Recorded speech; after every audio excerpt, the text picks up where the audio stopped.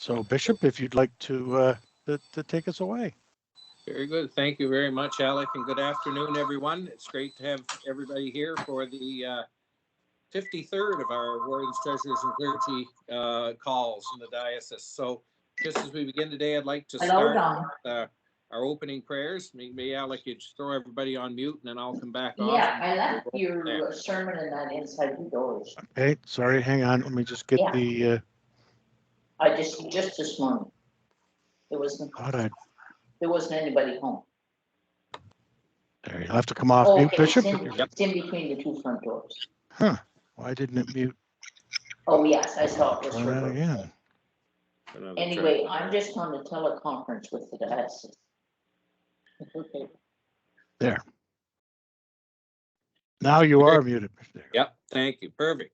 So we just begin with prayers. Two prayers I want to offer today, and I'll just be chatting a little bit about the substance of those in a moment. But as you know, we have a lot of excitement in the first 6 months of the year coming up in the diocese, and two of those things are going to be the electoral synod that is called for the 29th of April, and for our diocesan synod that's going to take place from the 26th to the 28th of May. So I'd like to offer a prayer for both the electoral synod and our diocesan synod.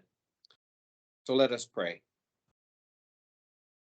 Almighty and ever-living God, source of all wisdom and understanding, be present with those who take counsel for the Church in both our electoral synod and for our diocesan synod, both of which seek the renewal of the mission of your Church. Teach us in all things to seek first your honor and glory. Guide us to perceive what is right, and grant us both the courage to pursue it and the grace to accomplish it. Through Jesus Christ, our Lord. Amen. Almighty God, giver of all good gifts, look on your Church with grace and guide the minds of those who shall choose a bishop for this diocese, that we may receive a faithful servant who will care for your people and support us in our ministries. Through Jesus Christ, our Lord. Amen. As I said, a couple of things that I want to just chat with you about today as we begin our meeting. And one is we do have those two synods coming up, and on our agenda today, David Seltzer will be talking to you a bit about what's been happening regarding the electoral synod, the nominating committee, and the work that's been done to date there. But just I want to say in terms of our diocesan synod, and one of the things that weighed very heavily in my thinking when I was discerning my future and the decision that I took on Epiphany to submit my resignation to the Archbishop was a lot to do with the timings of things that are coming up. And I've been referring to the season of transition within the life of our diocese in many levels, and the work that's going to be happening in the future, which is really going to engage us right across not only the diocese, but right down to the parishes and the work that you do in your congregations within the diocese. And having the opportunity to gather together with the electoral synod and to elect a new bishop, and then to have that individual present with us for our diocesan synod, which the difference with this particular diocesan synod, in addition to a new venue that will be at Queen's University, it's going to be that this synod will be more focused on program. And we had a meeting this morning of the steering committee of the synod, that chaired by Canon Michael Reed and Audrey Delisney, and just the excitement around this when both the steering group and the wider planning group are meeting is really beginning to be palpable. Bishop Susan Bell is going to be with us on the Friday of synod. The business part of synod will be on the Friday of synod.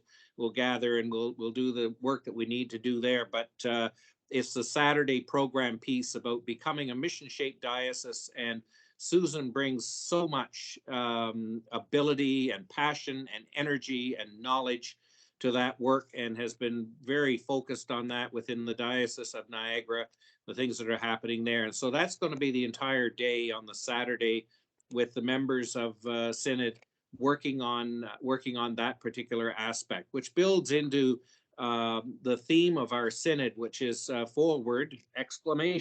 Together in the Spirit. And we come together and we are planning for the future. And it's a future filled with hope. And that is something that, to me, when I hear what's happening around the planning for this synod coming up and the hope that is there, it is becoming, as I said, very palpable. And so to have Susan there, and then to gather on the Sunday at our cathedral church, and looking forward to having as many people from across our diocese as possible gather with us at the cathedral to celebrate our 160th anniversary. And that's one of those crossroad moments. We'll have our Archbishop Anne Germond with us, and bringing all the energy that she brings into any room or any venue where she is at, to celebrate those 160 years, but then to carry on forward and again, speaking about the future. So it's a crossroads moment, and I'm really looking forward to be part of it, but also at that synod to have our new bishop-elect present with us, and an opportunity for the key leadership of our diocese to begin to build that new relationship. And so I'll be kind of the one at the front banging the gavel and running the meeting, but I know that the focus will be on the future that will move forward past that synod, and then with the consecration of our new bishop on the 24th of June, and carrying on forward from there. So it's exciting times, and the group that are working on that are working hard, and a lot of diligence and energy to that. Again, tying in with this, you've seen the announcement around the appointment of our new community engagement coordinator, and I'm pleased that Russ Grant will be on this call a little bit later. He was in a meeting in Napanee this morning and is making his way back to Bancroft as we speak by car, so he'll be joining us en route. I think Alec mentioned around 2:30 this afternoon. But Russ has hit the ground running in this work. He's been to meet with two of the deanery clericus, and I believe he was meeting today with a third, and then he'll be meeting with the last one, and then getting around to the parishes and beginning to do that work. So I'll let him speak into his hopes and dreams for that work as he begins on this one-year contract that he's on with us. But again, talking about community engagement, it's interesting. This morning, I was looking back through my Facebook memories, and in 2014, we were pleased to welcome Canon Phil Potter to our diocese. He was the Archbishop of Canterbury's Canon Missioner for Fresh Expressions. And our conference, if you'll remember, that was called Hope is Here. And that ran from the 14th through to the 16th of February in 2014. And the sermon at the cathedral that our former Dean Mary Irwin Gibson, now Bishop of Montreal, gave was all about becoming a mission-shaped church. So fresh expressions and outreach and going, this is something that's been a key theme. And I know one of the things that Russ will be doing is making an inventory of the things that are happening in many of our parishes across the diocese right now, and then helping to come alongside and work with congregations to do that work, so we can kind of fling open the doors, to borrow a theme from our cathedral church and their work that they've been doing, fling out the doors and get out into the communities we're called to serve. So I'm looking forward to Russ being with us. So we have a lot on tap today for you, a lot of things that are going to concern you as wardens, clergy, treasurers in your parishes. So again, we'll have questions at the end. And if you have any questions for me about any of this, please don't hesitate to ask. But with that, I'd like to toss it over to Archdeacon Seltzer, who's going to talk to us a little bit about the electoral synod and the COVID-19 pandemic update, I believe, David. So it's over to you. Thank you, Bishop. Our Bishop, Michael Wolton, tendered his resignation early in January, which was confirmed by Synod Council and received by the Archbishop and confirmed by Synod Council, with the date set for the election of the next bishop for Saturday, 29th of April at St. George's Cathedral. The bishop had appointed a nominating committee for the end of May synod, and it made full sense, given the quality of the individuals that had been appointed, to continue that committee for the electoral synod.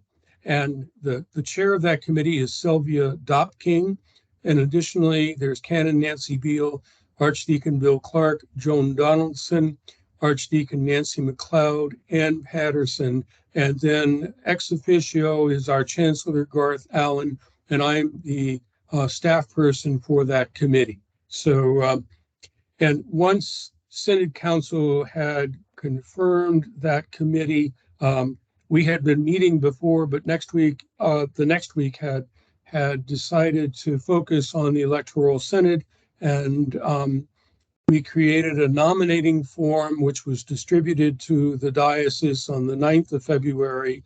The deadline for nominations is the 30th of March. And on the 15th of April is the release of names and information for the nominees. The committee also decided to have a diocesan town hall for the nominees. And right now it looks like the date will be Wednesday evening, the 19th of April. The election, as I said before, is on the 29th of April. We're hoping to gather the nominees for a day of retreat with the Archbishop, and then have the election the next day, with the 21st of June being the Feast of St. John the Baptist as the tentative date for installation if the person is already elected, is already a bishop, or consecration if the person is a priest for that. So that gives you a bit of timeline.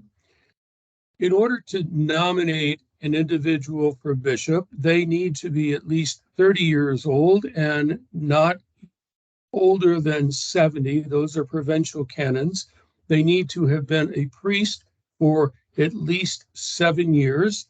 They need to give their academic qualifications and their appointments, and all of that is distributed in the Constitution, which was connected with the nomination form.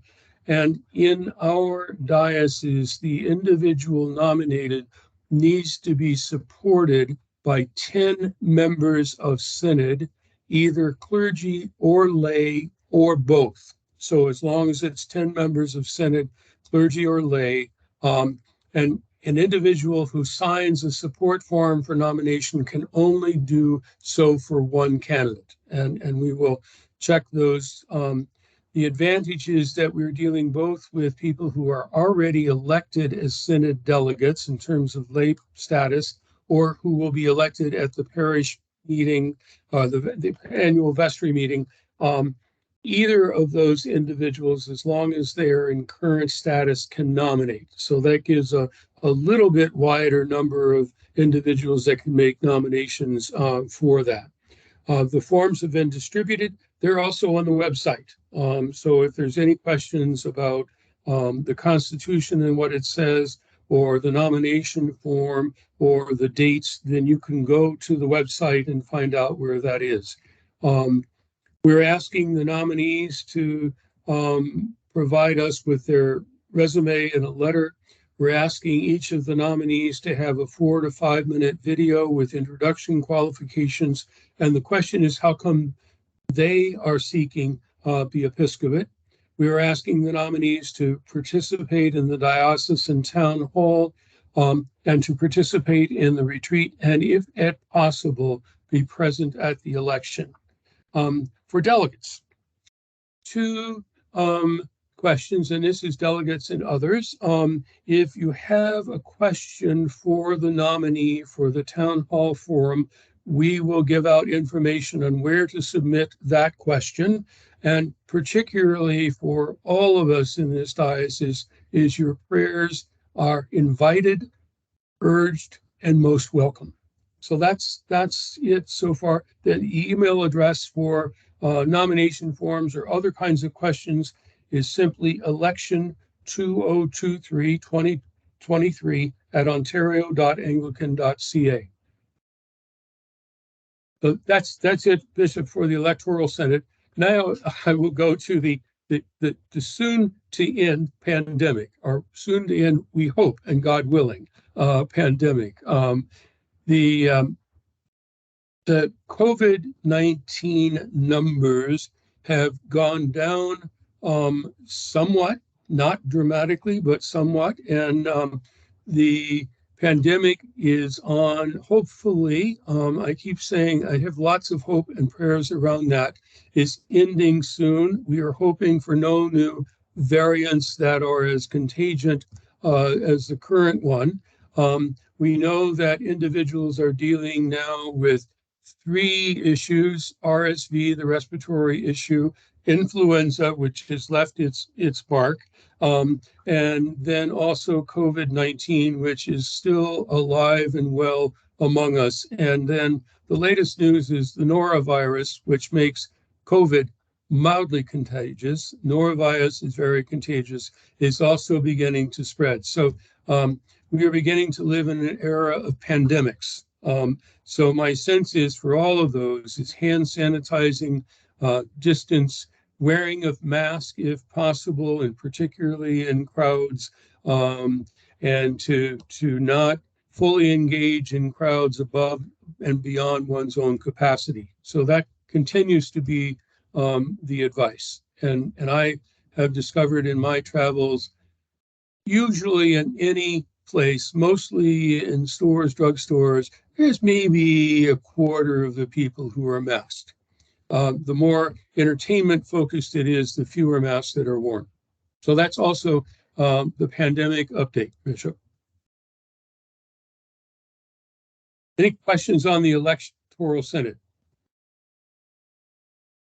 I think once we get to the end, we'll just throw it open for general Good. questions. Okay, thank you. And roll through our material. I think Alec, it's over to you now, I believe. It is. It is indeed. So I'm going to spend a few minutes. There's a good piece of material here around the insurance program, and more especially around the changes we're seeing here in 2023. We've talked about it a few times along the way, but we've now hit the point where we're down to details of billing and such things. It is that time of year when like a young man's thoughts turn to baseball, and spring training now beginning. But it also turns as wardens and treasurers.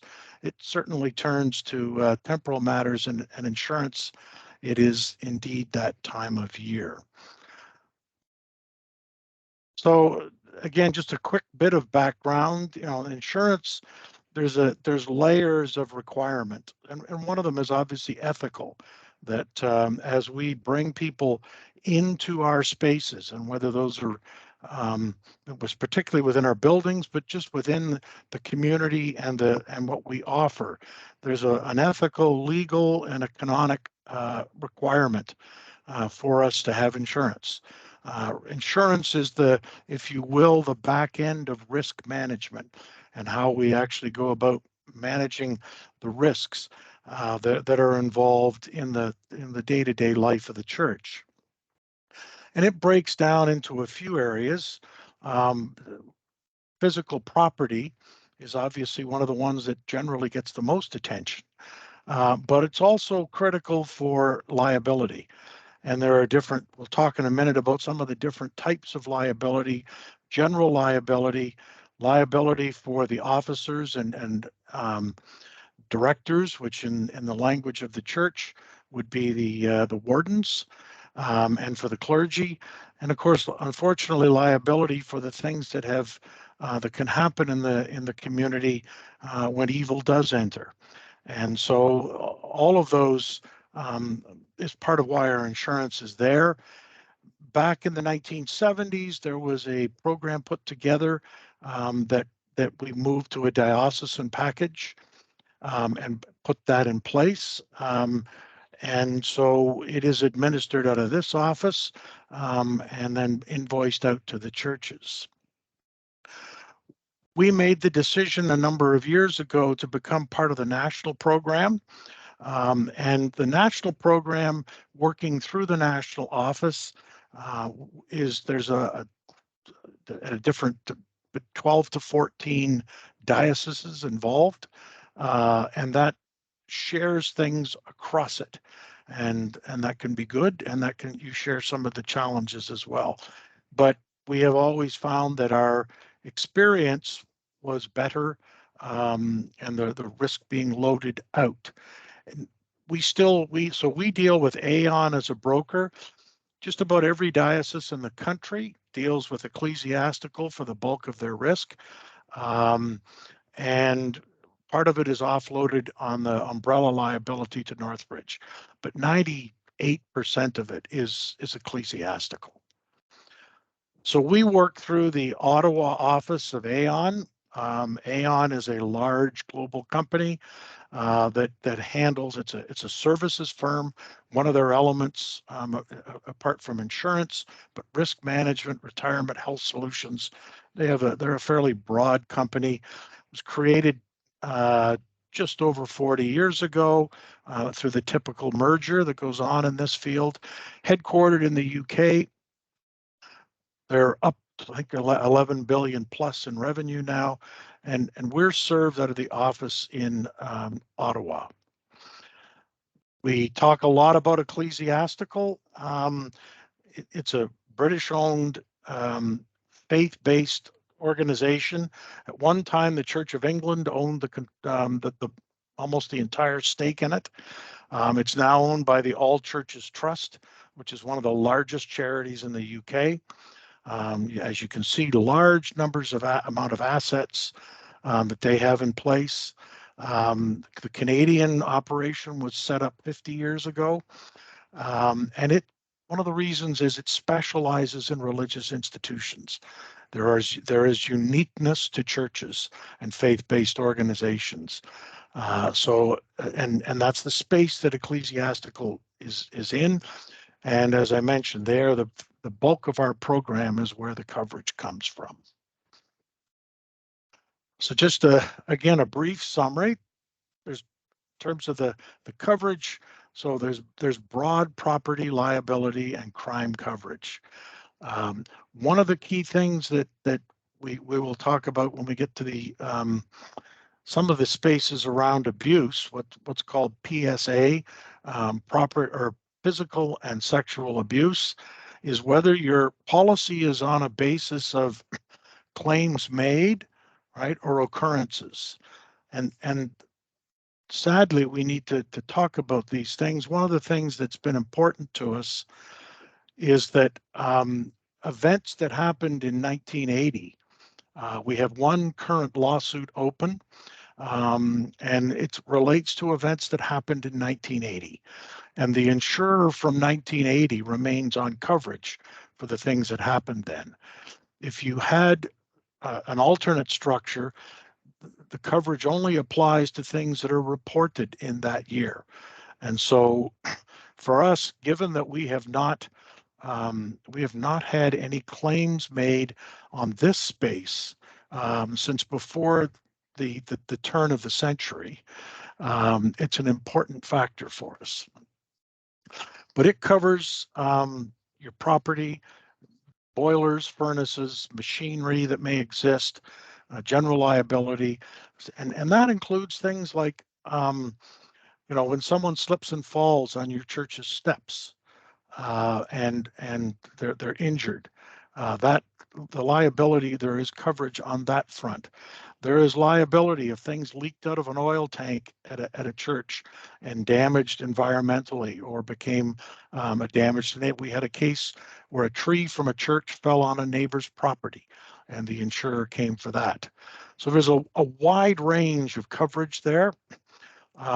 We do talk about abuse because it unfortunately is part of what the history has been. It is differing types of abuse now. It is not our general concern at always in the old days.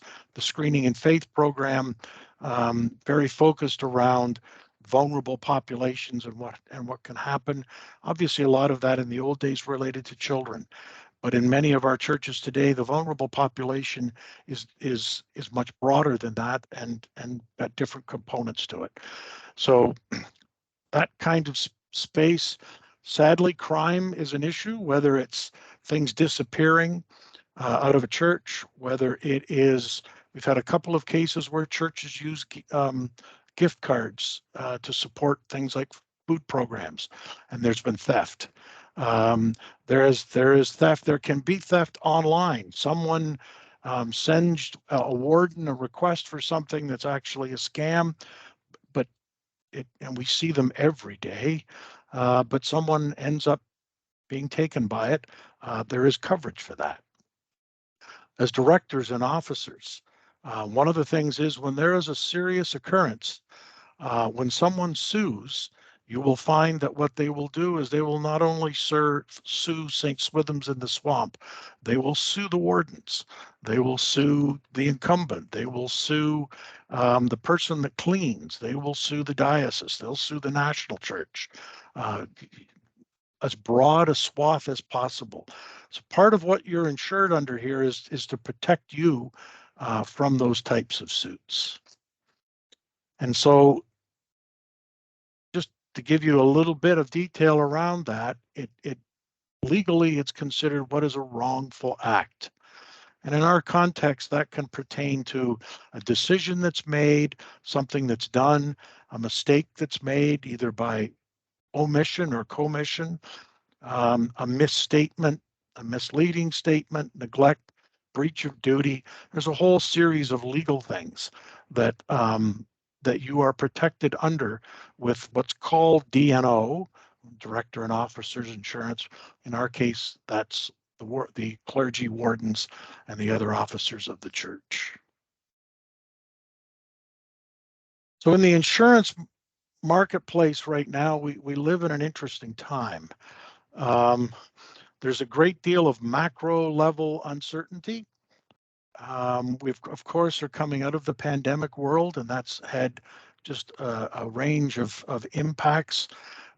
We are living in a world where there is a serious conflict underway, and all kinds of concerns about what could arise from that. When you have threats made against other countries, when you have coalitions, etc. Obviously, there's a lot of tension there. Those things can dramatically affect in the insurance world. They see gaps in protection for climate change. And we talk about global warming, but one of the things that's hit us this year is the impacts of global warming as it affects how that affects our climate, which affects what happens with our churches. Example, there are more flood claims than we've ever had. Example, they've had churches that were caught up in a forest fire, where a forest fire spread and a church was a loss from something that began because of the climate conditions. So there's a range of that. Cyber fraud, cyber theft is going up and a regular basis, and they see gaps there. And then finally, there's the insurers are trying to work out how to evolve their models. At the end of the day, insurance companies, like many other things, are in the business to make money. And as we are in a time of change, and that means their models change. So specifically to the church, there's not a lot of insurers that are willing to take on churches. I know some of you on this call have said to me before, I'm sure if we went to so-and-so Fred down the street, we could get insurance cheaper. And you might for some things. But the issue is there's fewer and fewer insurers that will take on buildings. And we talk about church buildings are unique because most of them are old. And in our world, old is not 50 years, old is 200 years. They are old construction. They are buildings that they're made with materials that they would not approve for you to use today. Most of them, very few of our churches have any kind of serious fire protection, fire alarms, fire extinguishing in terms of automatic sprinklers, those types of things. And at the same time, our churches are usually vacant for good pieces of the week. There's a significant piece where there's nobody in the building, and that increases risk. So, and in other cases, we have churches that are sitting out, served by a rural volunteer fire department, great people, passionately committed, but that's different than being in a downtown area where the fire department is a few minutes away. So all of those things affect how the insurers look at churches, and all of that raises the amount of discomfort and raises the types of claims that are typically seen. The other challenge that has come to real fruition this year is around the value that it is insured to. And we've talked about this for several years now, that many of our churches have been undervalued. They went a good number of years without doing significant reappraisals in our diocese. They didn't queue us up for some of those. There is other cases where they now come back in, and there's been a major change made to the church, and things have to be updated from there. And the other thing is that as engagement with the insurer happens, and it's not so much, typically it can be because of a claim, but where there's more engagement with the insurer, they now, and they're out at the church, they take a look at the value and the contents that are listed, and they compare that to what their current assessment of that is. So we've had a number of churches in the last year where we've had people from ecclesiastical and adjusters who've been engaged, and that again highlights that there are gaps in the replacement cost on the policy versus what the actual is. And by the way, when you get into underinsurance, you end up in a co-insurance model. And what that can mean is, yes, if you had a total loss, if you're insured for $5 million and it was actually going to cost $7 million, you have a problem. But the other thing is that it leaves you open to, if the insurer now comes back and says, well, you've accepted this, you only have 5 out of 5/7 insurance. So when you put a $50,000 claim in for a roof damage, you're only going to get 5/7 of it because you're underinsured. So that is the other danger that comes with not having the costs reflecting the actuals. So in November of every year, we do a couple of things. This process begins in earnest. I go through and we go through and update all of our properties because we've sold or disposed of properties, or there's changes where we made some changes in terms of properties that are now vacant, those types of things. Aon also provides me with, based upon their meetings with ecclesiastical, what their guidance is. And that's what I put in the letter to you that goes out with the next year's guidelines. So the guidance they provided was that we could expect a 3 to 5% increase in the rate of the premium. So that's the premium rate. So that's so many pennies per $1,000 of replacement cost. And then about 10% inflation on the actual replacement cost. So that would typically result in a 13 to 15% increase on your property premium. That's what we were believing when I sent that out to you, and believing up until the day that we got the next detailed pieces in January. And then you can see boiler and machinery, not big numbers, the 10 to 15%, but they're not huge numbers. They're under $100.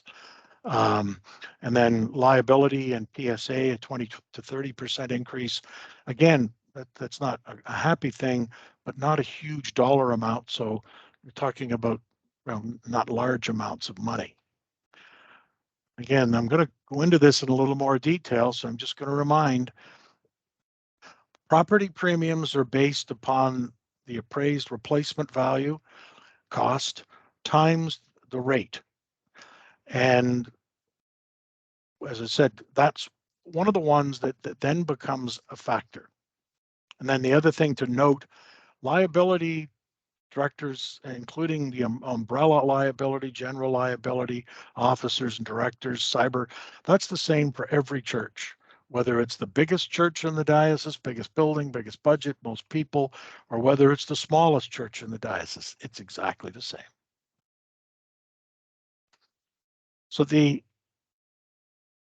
one of the things as I started pushing back at Aon in January because I didn't have the document. I normally get a detailed spreadsheet that gets me the numbers by church, by nauseating detail.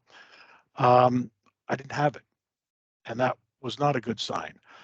So went back to went back to Aon, went back to the national, our linkages there. And what we started to discover is that ecclesiastical was late getting the coverage and the packages out to Aon. And the reason stated, and had conversation with a senior person at VP at ecclesiastical.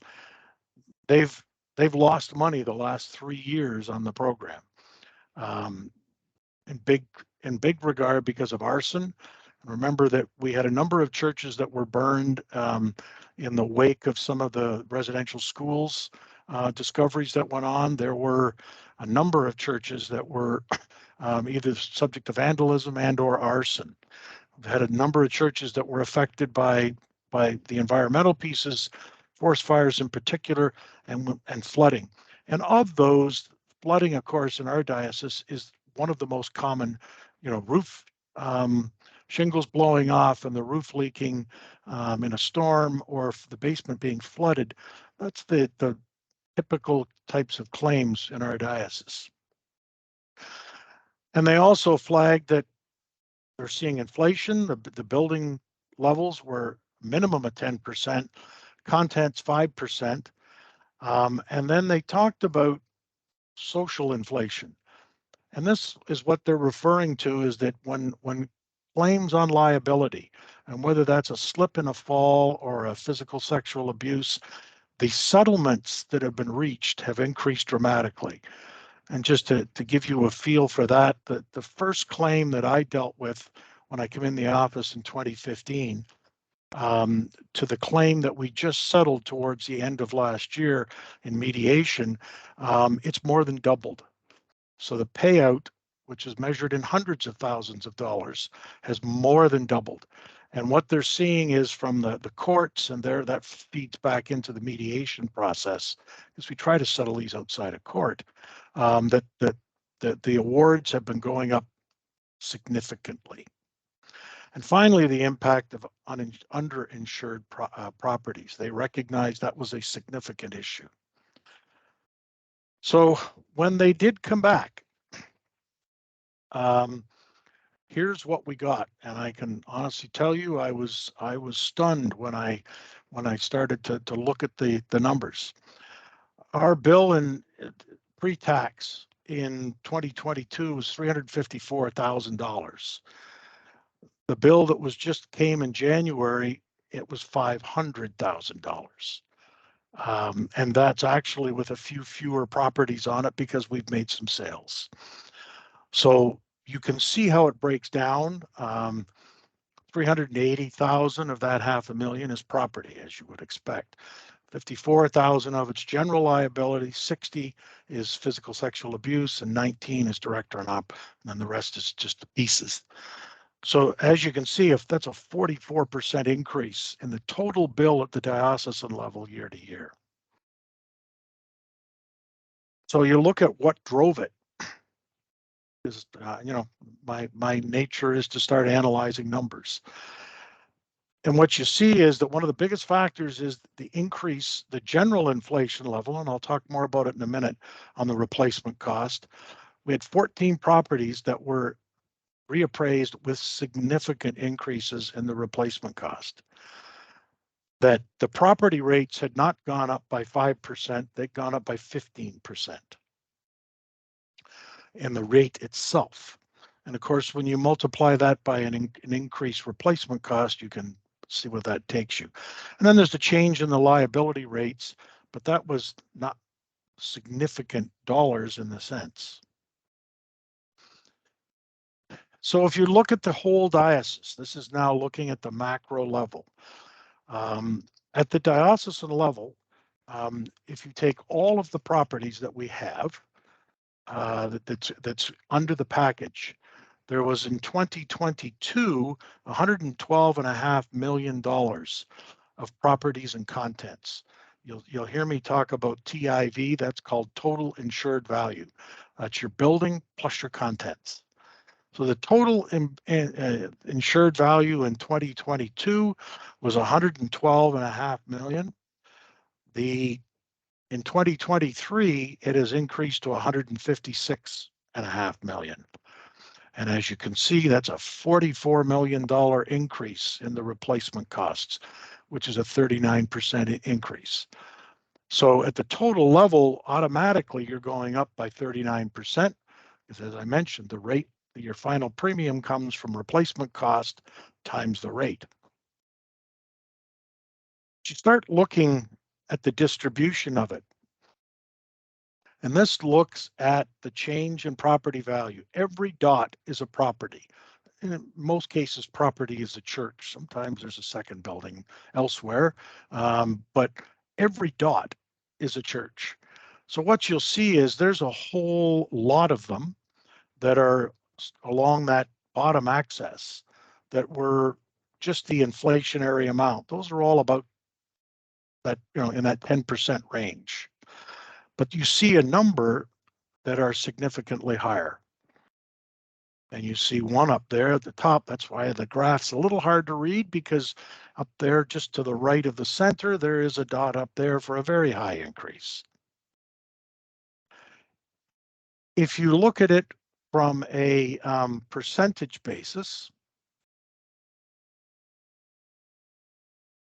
there's the increase as a percentage. So what you can see is that kind of 10% increase across the board. There's a whole lot of churches that fall into that.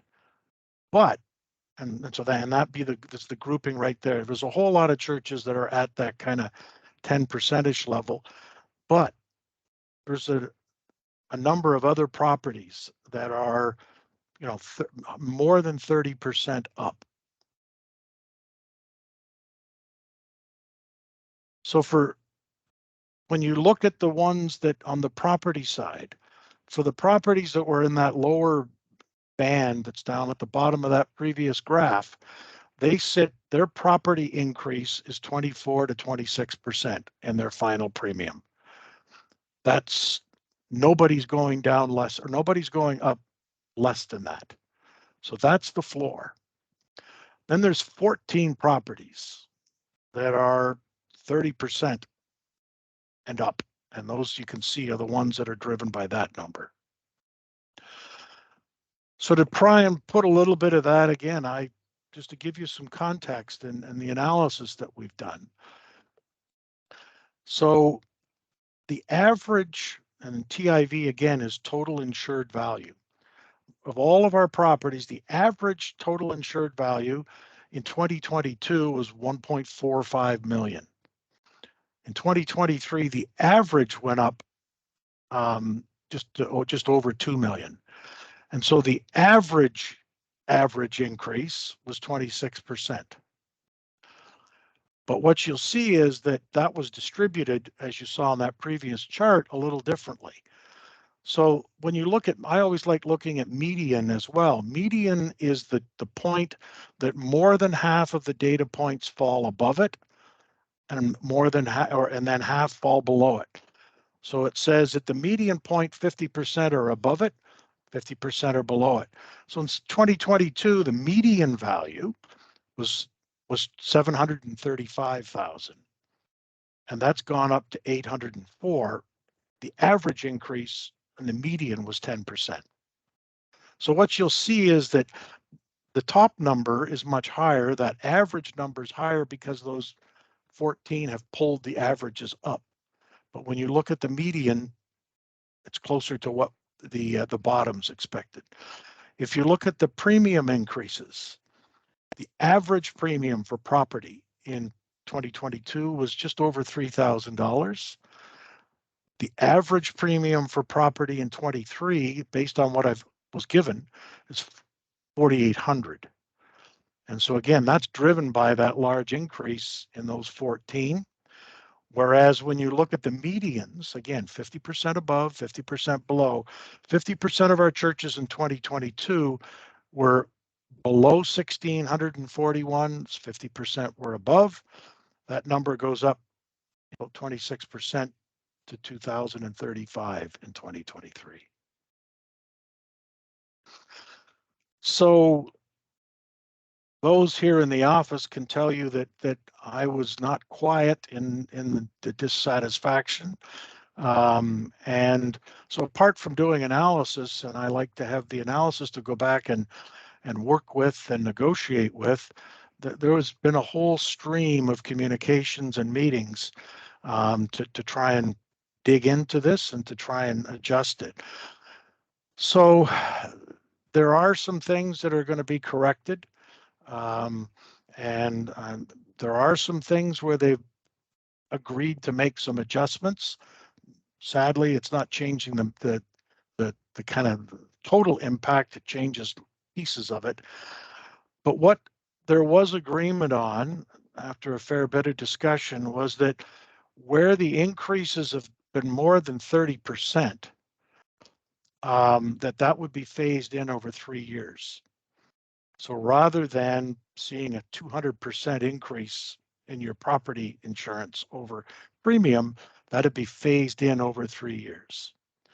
So they're busy now, and what I'm waiting for is for them to come back with the detail, and that comes to me in the form of a spreadsheet.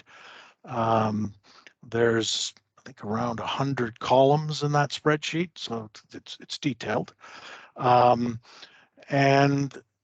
that allows us to work it through, understand it. It allows us to then create the invoices for the church, for each church.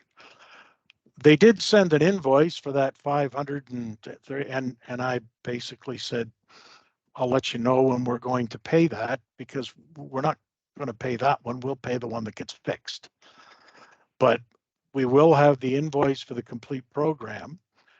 And then the other piece that we need in order to package that out to the churches is to get the by property package. So your actual certificate, the actual detail that you get each year with your insurance invoice. There's all those documents that come, and we do not have those yet. They are having to redo all those packages because they're changing some of the detail work. They had indicated to me that would come by the end of this week. That's tomorrow. I don't plan on holding my breath, but my expectation is probably more like next week. Once I have it, I'll be able to provide update. One of my intentions is for those churches that are part of that 14, to be able to come back and at least advise you that you're the ones that are getting hit. Some of you already have a good idea, but then indicate what the numbers start to look like in terms of scale. So once we have that in place, the other little pieces I'll just talk quickly to.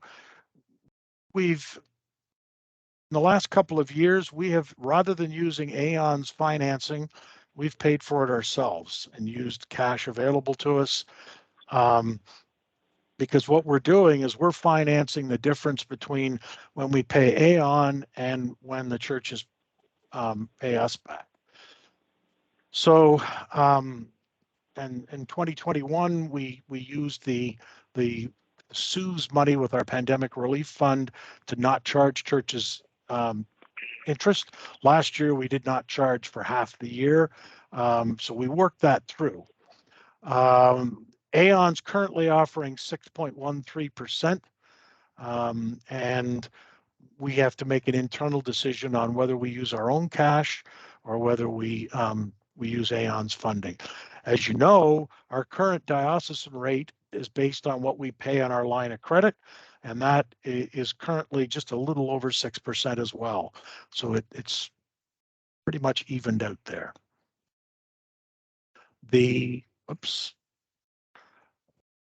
Your invoice will show your Aon bill. It'll show the other pieces that get added to that, and then the deductible reduction program, which I'll just remind you of in a moment.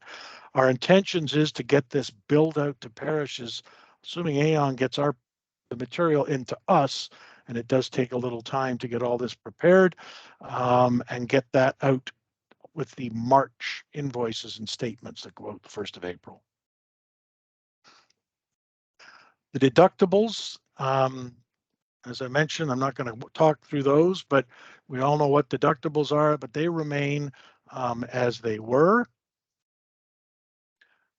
As I mentioned, the documents you get are the Aon documents that give you that detail. For those that are trying to remember what that is, that's the package that each church gets each year.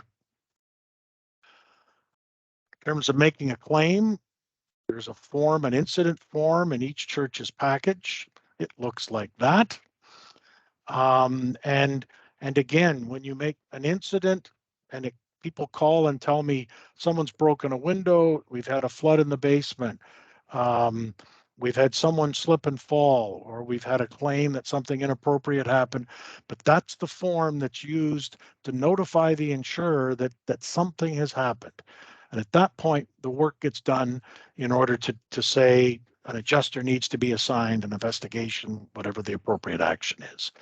So you take that form, and that comes with your package. It's customized by church. That goes to Aon, copy back to me, and then Aon advises ecclesiastical, an adjuster gets assigned, and then there's a whole assessment of the loss, cause, and coverage. So we have the program that, and again, people say, well, the diocese pays for this. Well, actually, the diocese, as always, is the other churches of the diocese. So we have a pooled fund that each year we top back up, and that gets added to the bill. But when claims get made, there's a reduction of 80% in the deductible. In most cases, that's a $2,500 deductible. You then apply after the insurer has paid you, and you get $2,000 of that $2,500 back from the fund, which the other churches have contributed. It's topped up each year based upon the usage for that year. So sort of to wrap this, no matter how you look at this, this is not, there's no good news for us in this. It increases the financial strain on every church. That said, we do not really have a lot of options. But what we are looking at is how do we drive to make sure that we are getting the best stewardship of the money that's being invested. I like to think of insurance as an investment. There are ways to approach it. One is in 2018, we went what's called take this to market, and you put it out for a request for price. And I've already stepped to the national church. I served on that committee in 2018, and I'm being fairly vocal to the general secretary that we need to do that work again in 2023 before our next renewal for 2024. That includes having to look at some non-traditional places. There are other insurers in the United States that we may have to look at trying to talk someone into coming into Canada. There's other ways like changing the loss settlement basis for the value. One of them, and we do have this on some of our properties, so it's called salvage value. And basically, if the church is a loss, they simply knock it down and bulldoze and basically, put grass down.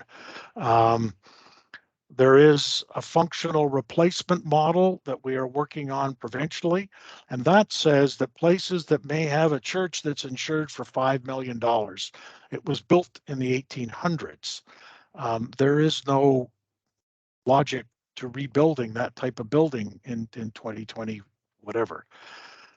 So that looks at what would be a functional replacement. It says if the church burned down tonight, horror of horrors, we would replace it with a 3,000 square foot multi-purpose facility that can be used for community things, can be used to worship in, can be used for social activities. And that building would not cost $5 million to build. It would cost $1.5 million, and the premium is based on that. There's a lot of complexities to that, but we're talking about it. There's a number of other different ways to try and structure it. Aon's vice president talked about increasing our deductibles, suggested going from $2,500 to $25,000. My basic arithmetic says that when you do that, you get about a 10% saving in your rate. But if you have a claim, you're now swallowing 20,000 or 22,500 that you wouldn't have before. You're self-insuring that $22,000. And we'll do the analysis, but we are looking at, how many times would we actually have claims that were over 25K? And then if they were, how much over that were they? So a $50,000 claim, you would only get 25,000 back. And then, so there's a lot of things that have to be looked at there. We are talking with my counterparts, with all of us provincially, about seeing if we could do a custom program for the province of Ontario. And I'm meeting with an insurer 2 weeks to start that discussion. And then we could also, and this is the other part of that discussion, we could simply decide to go on our own way as a diocese.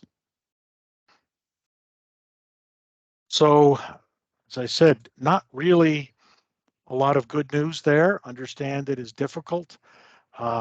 Understand that it's even harder because I can't send you something today that tells you exactly how much your impact is. We'll get that sorted out in the next few weeks, and we will work with the churches that are hardest impacted. And then we starting the work now to look at our options going into 2024. So we will open for questions after the next discussion, but I will now turn it on something on a much more optimistic and lighter note. And I will turn over to Bishop. If you want to introduce Russ. Yep, happy to do that. We've had a few introductions of Russ over the last couple of weeks, and it's great to have you there. And it's wonderful to have you on after this conversation around insurance. I know that has consumed life in the office here for the last 2 or 3 weeks around this news that came in around insurance, and they always say in the performance circles, never follow a child or an animal. But we need after that is everyone sort of thinking about what they want to ask about that, to again go to that, which I think is pretty exciting, the work that you're going to be doing over the next while, Russ. Russ is lifelong Anglican. His grandfather was an Anglican incumbent in this diocese, I think in Maitland, I believe. I think from our conversation a number of years ago. Very active member in the parish of North Hastings and involved in other things. And I'll just leave it at that, Russ. And great to have you here with us today and chat a little bit about where you're at in the early days of this work as community engagement coordinator and where you see that headed. So happily. Cheers. Thank you, Bishop. And I'll just check to make sure that you can hear me okay. We're good. Thank you. Well, and yes, this is not an act that I want to follow.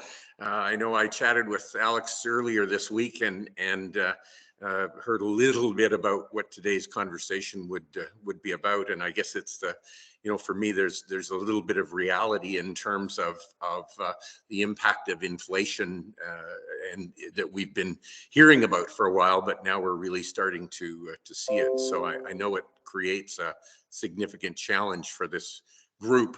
I'm hoping also that my message might be a positive one in terms of aspects of community engagement that could make some difference, certainly in terms of costs. So just on community engagement, and again, there's a bit of a bio about me and the recent announcements, and the bishop has shared a little bit of it.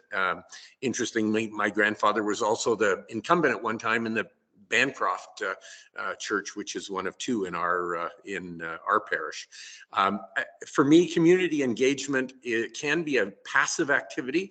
I've been doing a lot of reading lately and discovering ideas from churches that are doing things with their facilities that are really relatively passive. There's a church in the Maritimes that discovered the university in their community it was short on study space, quiet study space, and so they've opened up their parish hall to students with some great success. And another church in I think the Brantford area is now opening their church daily from 1 to 2 p.m. for members of the community just to come and have some quiet reflection, as an example. And another church in that parish is putting together a program for self-discovery around spirituality for potentially younger people. And then there's the more active activities around community engagement, which here certainly, and in some of the folks I've chatted with, there's a wonderful program, of course, just announced about in Mary of Magdalene Church in Napanee, where I was earlier today, a music program, which sounds very exciting and interesting. I know, I guess on the passive front, I also am aware of a church in our diocese who's looking at putting in community gardens, which once they're installed will obviously be largely they can look after themselves. So but certainly we've also had great success with doing meals in conjunction with community events and a number of other activities that have been revenue generators for your Anglican Church here in North Hastings. So ultimately the goal of community engagement is to grow our congregations. It's a missional, certainly a missional focus, and in that to be relevant in our communities, I think is part of that challenge. So my process will be to come out and visit all of the various parishes in the diocese. I'm hoping to do that before Synod. My interest is in certainly speaking with the incumbents, maybe representation from the wardens, and also people in the parishes that have an interest or a passion in community engagement. And very much I want to learn what parishes have done, or what they are currently doing, or what they would like to do, and hope in that I can become a little bit of a resource and share ideas and experiences across the diocese. After Synod, I hope to be a facilitation resource for parishes that might like some assistance with either kind of how they're branded.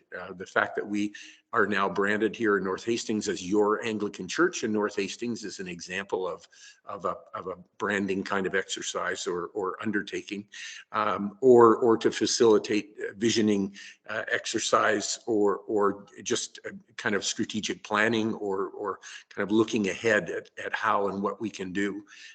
And that might result in some differences in the way we do things today. But I certainly want to be a resource to parishes going forward. So I hope I'll meet some of you as I travel around. I've met with 3 of the deaneries so far. I expect to meet with the 4th shortly, and certainly I'm going to start scheduling visits into the parishes very quickly. So that's probably enough for me, given your other content today. My contact information, I believe, is pretty readily available, and certainly I'd love to hear from anyone in the group with questions or suggestions. Full stop. Thank you very much, Russ, for that and for the work you're starting to do. You're certainly hitting the ground running, and Russ and I had a meeting, and we're going to connect on a regular basis once a month on where things are at. But again, we connect as needed if something's coming up for the 2 of us, and certainly looking forward to that rolling out, Russ. So that then takes us, I think, folks on the call to the question and answer session. Well, just a quick note that our next meeting is on the 3rd Thursday of March, which is the 16th. March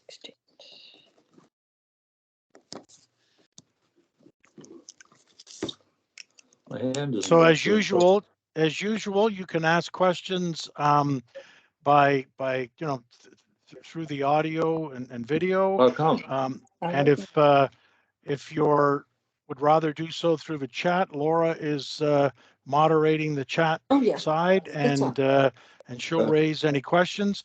If you've got if you want to ask a question on the bridge, then just pop up your hand. You'll see a little button up top there to raise your hand, and we'll work in the sequence that that presents. So first one I see there is our friend George. Well, I have two questions. One really doesn't relate to this. The first one will ask if Russ Grant is still on. I just wondering if his dad was in Maitland back in 1967, and I believe he was, and he married myself and my late wife in the little church in Lord's Mills. So that's just kind of a little bit of history there. So, and the other question I have, Alex, is this insurance. Now, when this insurance piece goes up, is it the broker that looks around at the cases and then advises the insurance companies, I think you better do an increase because of some of the incidents that happen? Or is it the other way around? Where does the increases actually come from? So the increase, there's two different pieces. When it comes to the property valuation, right? Anytime ecclesiastical gets involved, and because the adjuster ends up working for the insurer, right? So anytime the ecclesiastical's involved, and that could be because someone's asked, we want to look at this, or we've done this, or what happens if, and they get involved, or whether it is a claim or an incident, then they will look at the valuation to ensure that it's consistent with. They don't, because we're part of a broader package, or this national offer, we don't actually get dinged, and no church gets hit because it's specifically had a claim. This isn't like your home insurance or your car insurance, where if you've had a claim, yours will go up. This is as they look at us as a pool. So we are packaged together with 12, 14 other dioceses. And that's how the losses get cooked. And that's, I know people come to me and say, well, why are we getting hit with this increase? We haven't had a claim in years and years and years, because it's how they view the whole package together. And that's what group policies do. The same way that our group things on benefits like medical and prescriptions and all those things are based upon the overall performance, not individuals. Otherwise, I'd be uninsurable. Thanks, Alex. I appreciate that. You're welcome, George.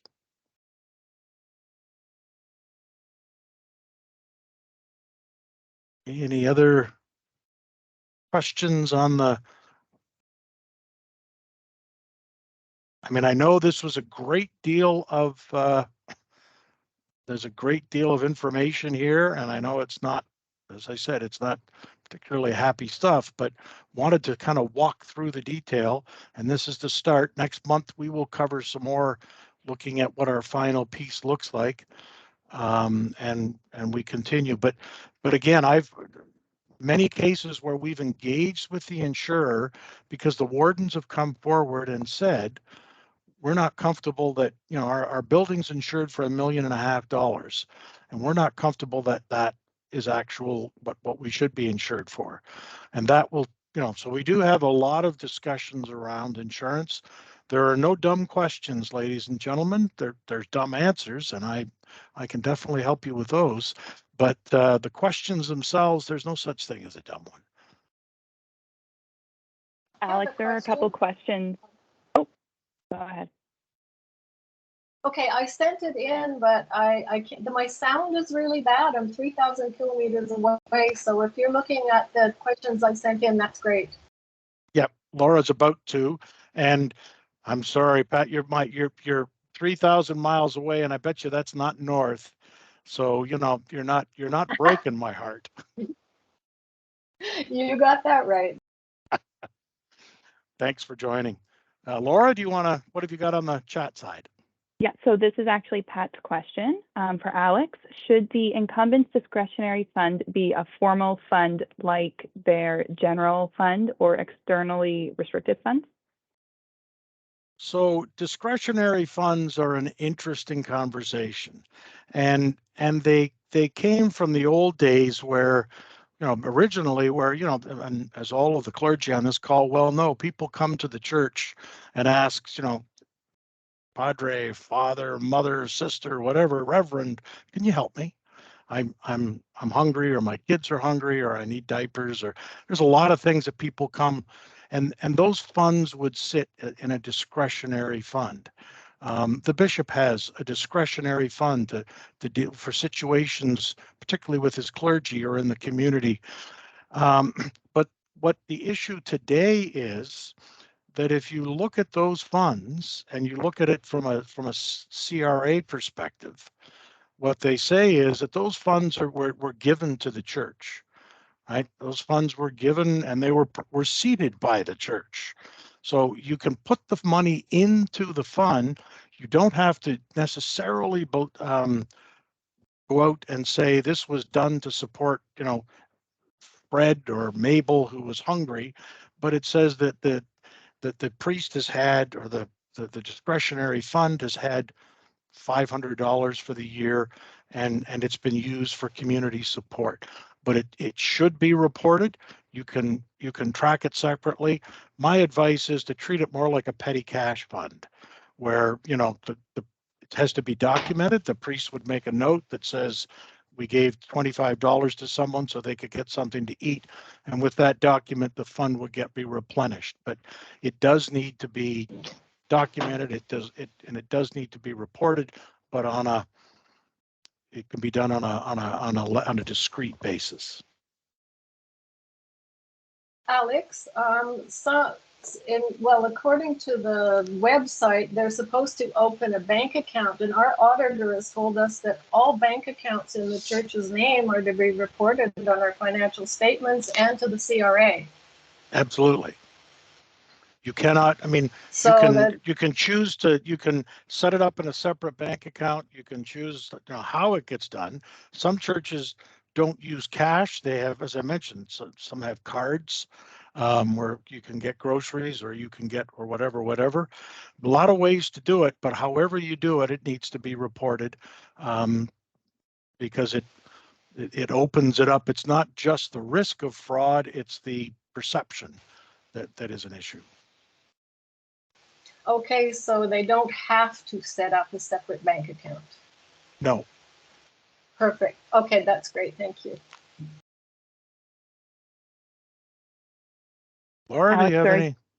Yep, 2 more questions in the chat, both coming from Sterling. The first one is, have all the churches in the diocese been appraised? And if so, who performed the appraisal, and where is the documentation? So the answer to that is no. And that's one of the issues that I've been pushing through.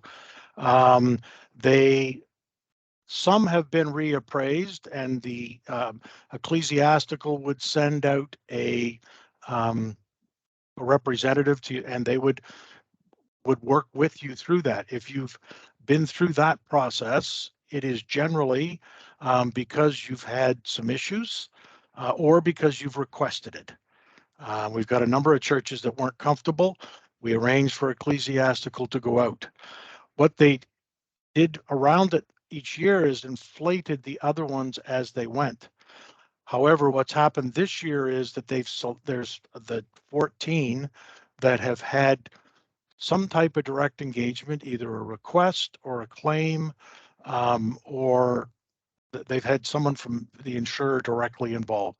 That's my assessment, because I know the story of each one of them. So I think that's where that has sit. Over the next few years, I expect that we will see ecclesiastical going to a number more that each year and doing reappraisals. And the second question is, if a participant from a rental group's event is injured, who is liable? The rental group's insurance or the church's insurance? So that's always a question of the answer is yes. It's a question of who's first and who's second. So the reason that there's always the question of who's negligent. So if you had a situation where there was a 4-foot pit in the hallway and you didn't cover it up, you didn't do anything to protect it, then the church is going to bear significant liability. If someone has, is they're playing in the hall and slip and fall, then normally that group's insurance would go first, and if it exceeded their values, it would then come back to the church.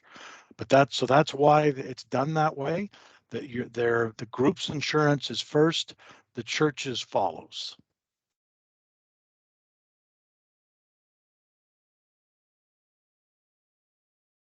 Laura, you have anything else? No, not at the moment.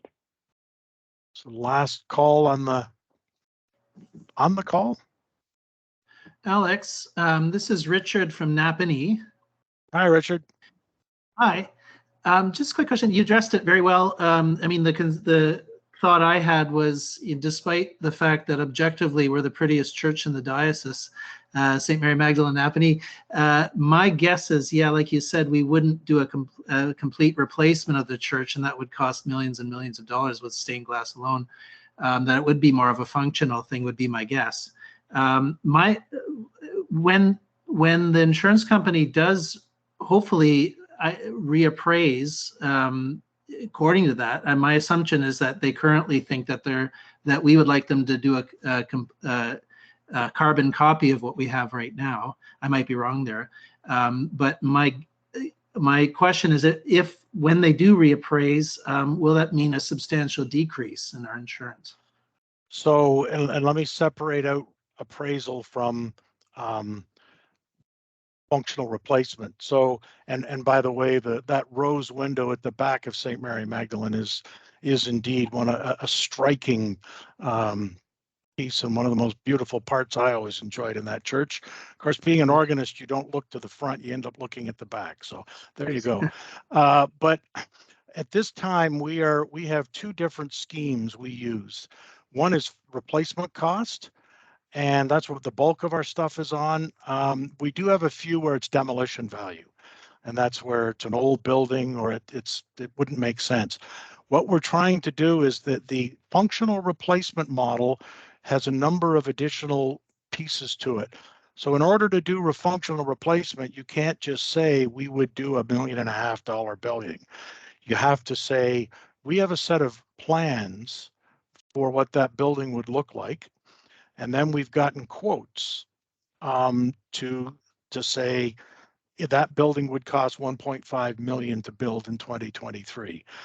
So what we're working to do, and we're actually working at this provincially, is to build a little portfolio of plans that would give each church the opportunity to look at it and say, it's like going into a builder's, you go into a subdivision, you say, what do you got? And they'll tell you, well, you want 2,000 square foot, we've got this or this. You'd be able to look through a portfolio, decide what's appropriate, pick that one, use the costs that we have, and then that would be the price basis for the insurance going from there. So that piece is not available to us yet, but the target is that we would have that available by the next renewal. So we're not going to be able to get that. Obviously, that's not going to affect the premiums for 2023, but the goal is to get 2024 to be able to get there. Okay, thank you. And that'll be a choice, of course, the wardens can make.